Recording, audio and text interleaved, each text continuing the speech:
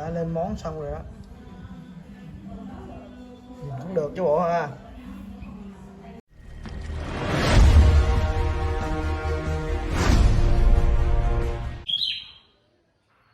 Hi, chào mọi người. Hôm nay mọi người khỏe chứ? Hôm nay mọi người có ý định nấu món gì ăn chưa? Này Tuấn sẽ có ý định rồi để làm món cừu, nấu ragu cừu bữa mua á, còn 2 cái đùi để dành lại. Giờ mình nấu ragu, mình ăn bánh mì với bún, ăn trưa. Ok.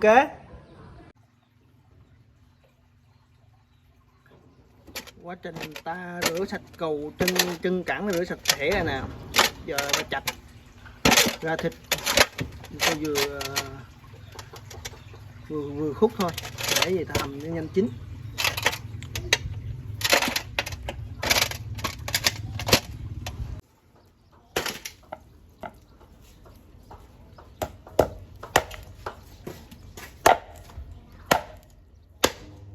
Trời, nó cứng.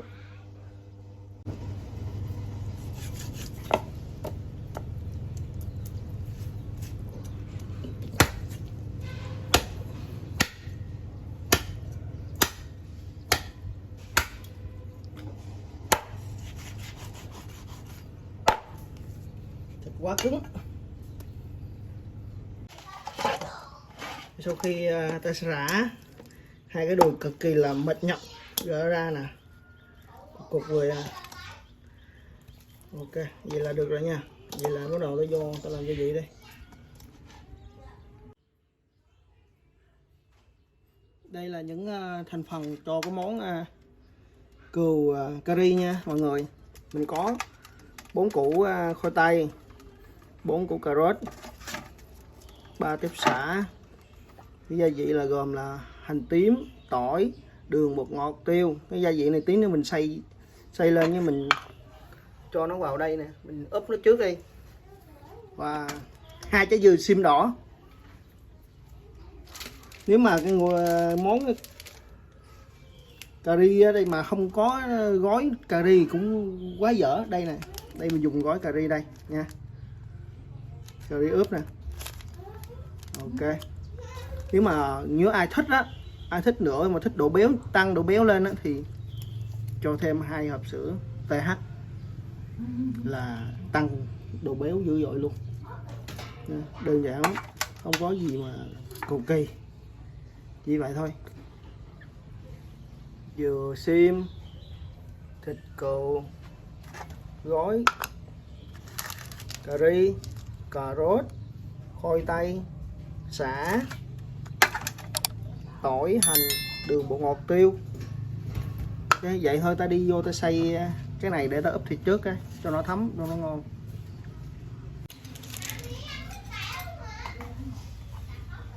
Đây, gia vị sớm giờ xay cũng xong rồi nè. Rồi mình ướp luôn.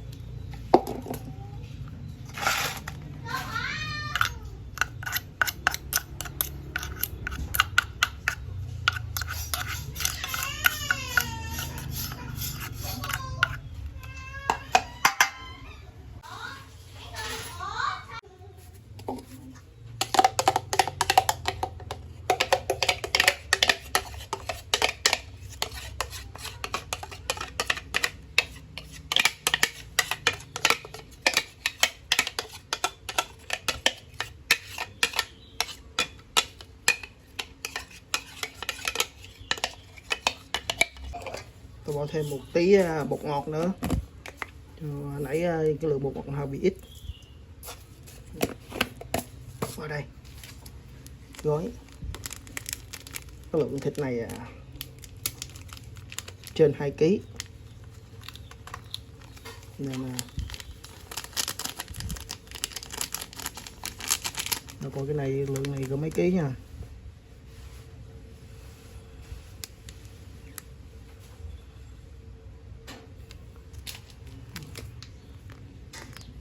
Thành phần hướng dẫn sử dụng ướp. Một gói này là 600g thịt, 2 kg mình chơi 2 gói luôn.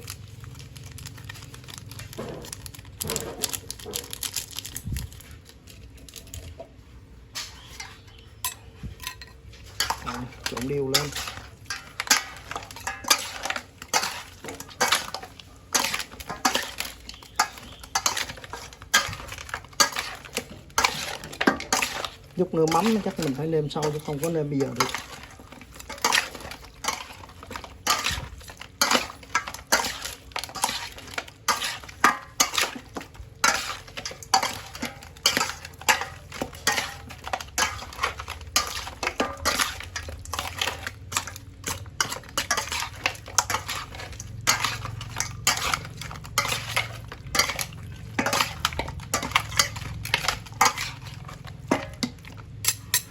Được.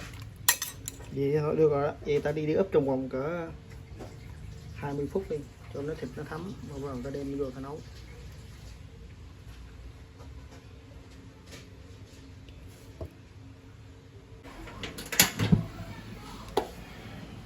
Rồi ta ướp sớm giờ cũng khá lâu rồi đó. Giờ ta bỏ vô, ta tạo thịt luôn.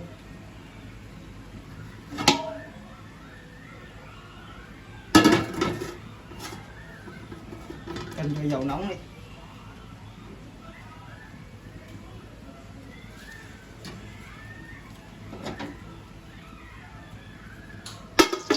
Rồi dầu nóng bỏ xả vô. Nó xả vô.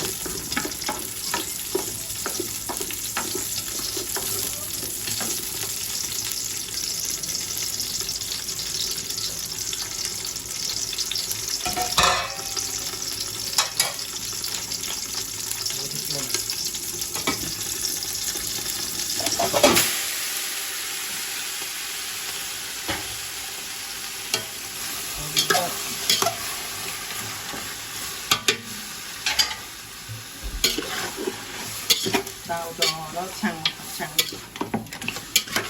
nó chế nước nhiều vô.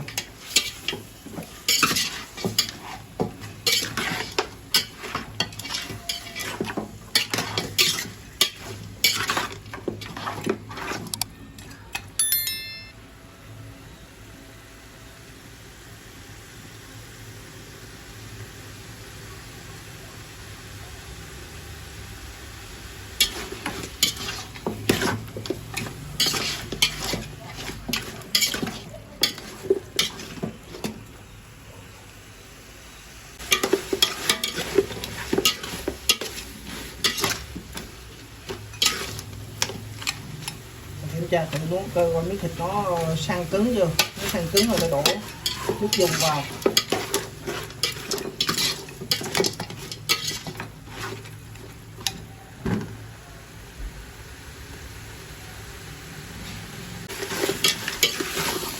Đấy, giờ nó đủ được độ săn rồi. Thấy chưa? Thấy chưa? Giờ nó đổ chắc nước dừa nó đổ vào.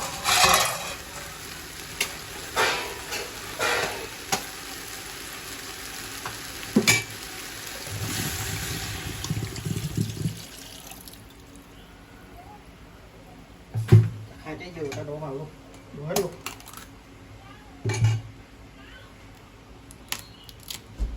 Dừa mình đã không?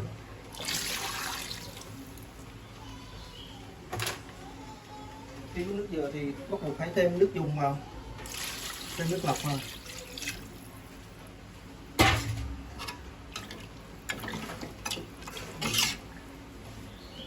Và bỏ luôn củ nè, khoai tây cà rốt nè, đây giờ cắt không? Nhà ăn cắt bài bản lắm.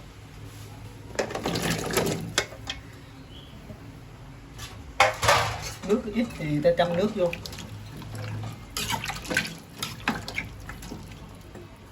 Châm thêm nước vào.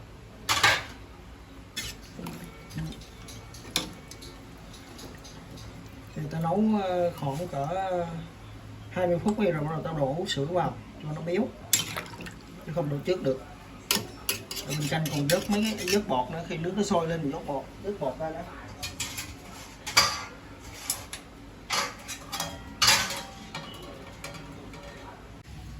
Vớt bỏ mấy cái bọt này đi.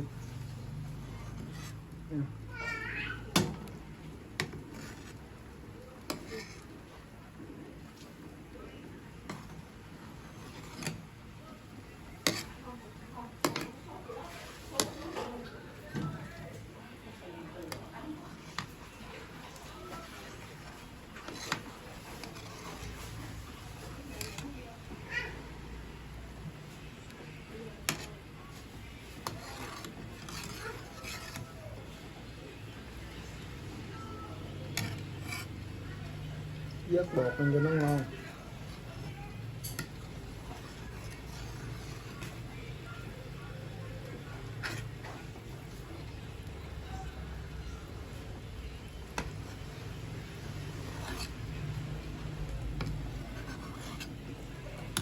Ưu điểm của cái cù này là mỡ hấp, khi chút nấu xong nó có một lớp mỡ nổi nổi trên mặt nước nhìn đẹp lắm. Đó. Rồi mới này ra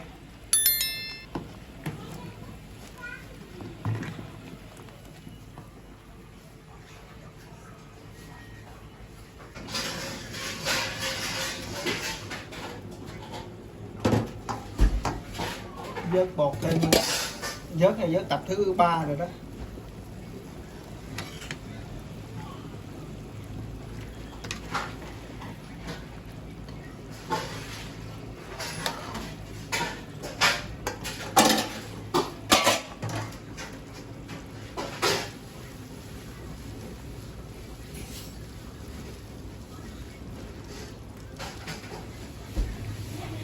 Thì nhà còn ít sữa đặc, cho ít sữa đặc vô luôn.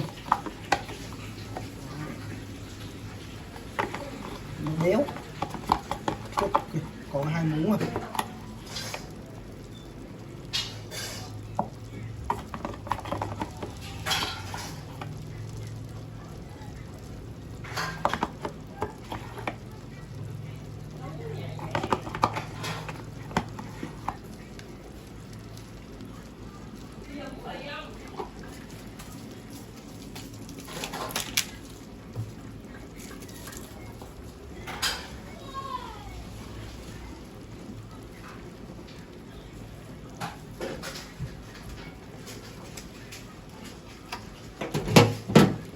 Cho 2 hộp sữa AH, ít đường vô luôn.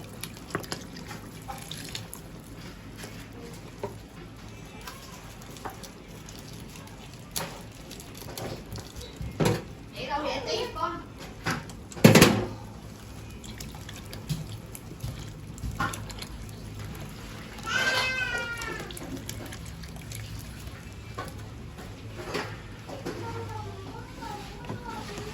Đấy. Rồi ta hầm tiếp.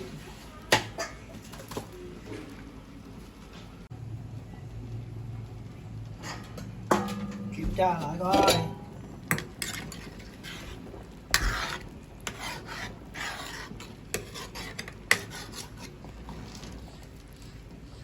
Có cà rốt nó rụt là ok rồi, mà cà rốt mà chưa rụt thì mình nấu tiếp. Không biết cà rốt rụt nào ngon nấy, vẫn hơi bị sườn sườn một tí. Này ta nấu thêm cỡ 10 phút nữa ok. Nêm nếm nghe.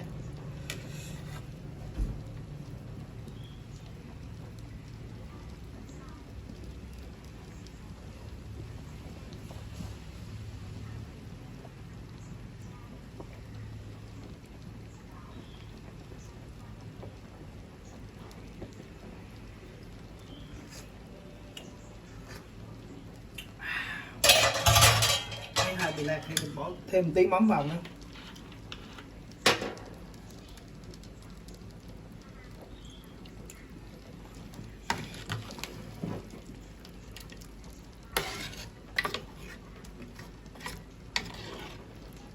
Cho nấu trong vòng cả 10 phút nữa là ok. 10 phút nữa là ăn được rồi.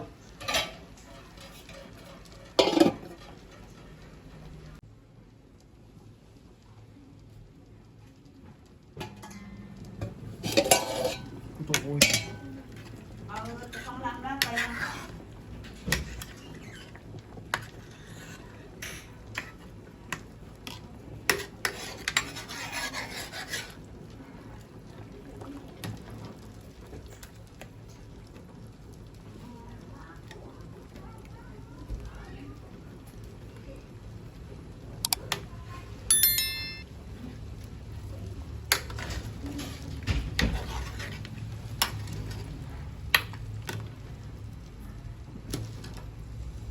Thấy nó gần chín rồi, cho nêm một tí mắm đi, một tí nữa chín luôn rồi ta nêm lại rồi nêm xuống tan thôi.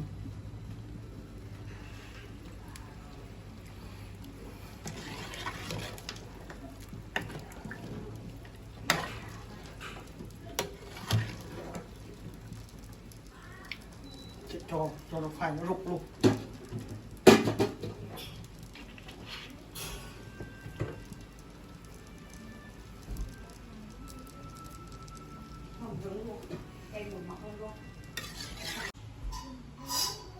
Rồi giờ chín rồi đó, ta cho ra to ta ăn thôi chứ còn biết sao nữa bây giờ.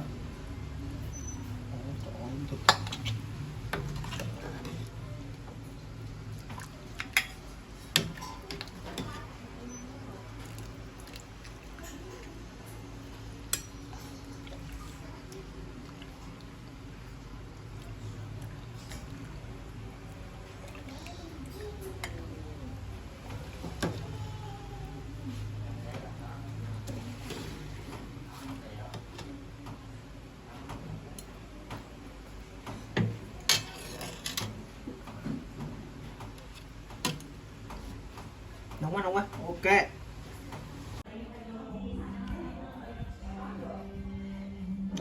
Đã lên món xong rồi đó, nhìn cũng được chứ bộ ha. Rồi, chào mọi người, vậy là món cừu ragu cũng xong rồi á. Món này mình ăn với chung với lại là bún hoặc là bánh mì ha. Nước chấm thì mình xài hủ tiêu thôi, không có gì hết, đơn giản.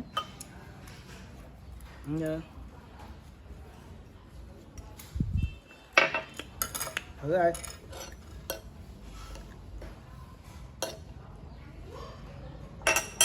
Thử miếng bánh mì đây.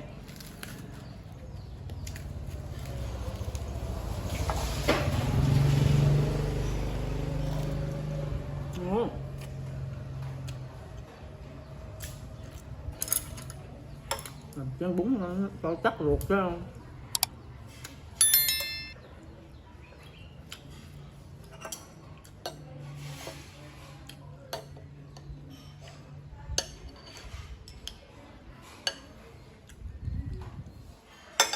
Thấy không?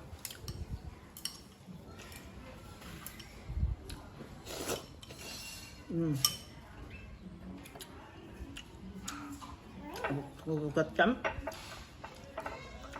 Ăn không? Nè, qua đây, coi cho ăn nè. Có. Ngon. Ngon. Đỡ quá. Rồi quay nước miếng nè. Quay hai nữa.